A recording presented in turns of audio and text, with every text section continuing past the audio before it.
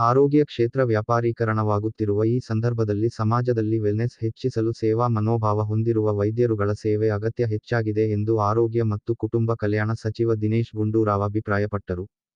ಇಂದು ನಗರದ ಕನಕಪುರ ರಸ್ತೆಯಲ್ಲಿ ನೂತನವಾಗಿ ನಿರ್ಮಿಸಲಾಗಿರುವ ದಿ 207 ಆಸ್ಪತ್ರೆಗಳ ಸೂಪರ್ ಸ್ಪೆಷಾಲಿಟಿ ಆಸ್ಪತ್ರೆಯ ಲೋಕಾರ್ಪಣೆಯ ಕಾರ್ಯಕ್ರಮದಲ್ಲಿ ಮುಖ್ಯ ಅತಿಥಿಗಳಾಗಿ ಭಾಗವಹಿಸಿ ಅವರು ಮಾತನಾಡಿದರು.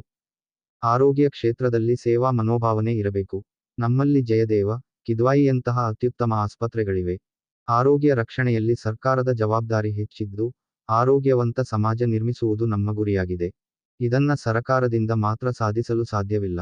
ಇದಕ್ಕೆ ಸೇವಾ ಮನೋಭಾವ ಹೊಂದಿರುವಂತಹ ದಿ ಯಂತಹ ಖಾಸಗಿ ಆಸ್ಪತ್ರೆಗಳ ಪಾತ್ರವೂ ಪ್ರಮುಖವಾಗಿದೆ. ರೋಗವನ್ನು ಉಪಚರಿಸುವುದಕ್ಕಿಂತ ರೋಗ ಬರದಂತೆ ಅಗತ್ಯ ಮುಂಜಾಗ್ರತಾ ಕ್ರಮಗಳನ್ನು ಕೈಗೊಳ್ಳುವುದು ನಮ್ಮ ಆದ್ಯತೆಯಾಗಿದೆ.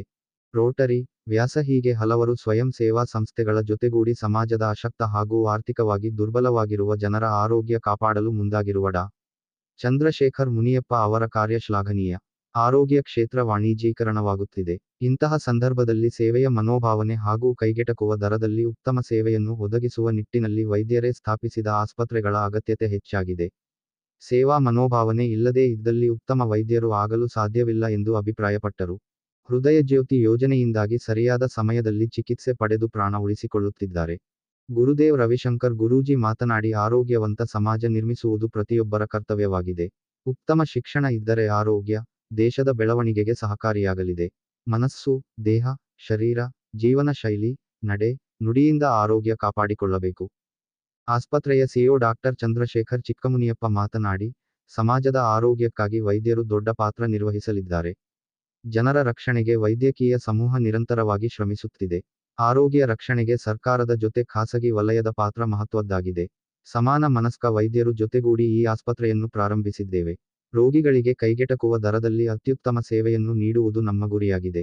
ರೋಟರಿ ಸಂಸ್ಥೆ, ವ್ಯಾಸ ಸಂಸ್ಥೆಯ ಜೊತೆಗೂಡಿ ಈಗಾಗಲೇ ಹಲವಾರು ಜನೋಪಯೋಗಿ ಕಾರ್ಯಗಳಲ್ಲಿ ತೊಡಗಿಕೊಂಡಿದ್ದೇವೆ ಎಂದು ಹೇಳಿದರು. ಶಿಕ್ಷಣ ತಜ್ಞ ಡಾಕ್ಟರ್ ಗುರುರಾಜ್ ಕರಜಗಿ, ರೋಟರಿ ಫೌಂಡೇಶನ್ನ ಏಷ್ಯಾದ ರಾಯಭಾರಿ ಹಾಗೂ ಮಹಾದಾನಿ ರವಿಶಂಕರ್ ದಕೋಜು ಮತ್ತಿತರರು ಉಪಸ್ಥಿತರಿದ್ದರು. ಕೆಲವೇ ದಿನಗಳ ಹಿಂದೆ ಅಮೆರಿಕದಿಂದ ಆಗಮಿಸಿದ್ರು ಕೂಡ ಸಾಕಷ್ಟು ಬಿಡುವಿಲ್ಲದ ಸಮಯದ ಕಾರ್ಯಕ್ರಮದ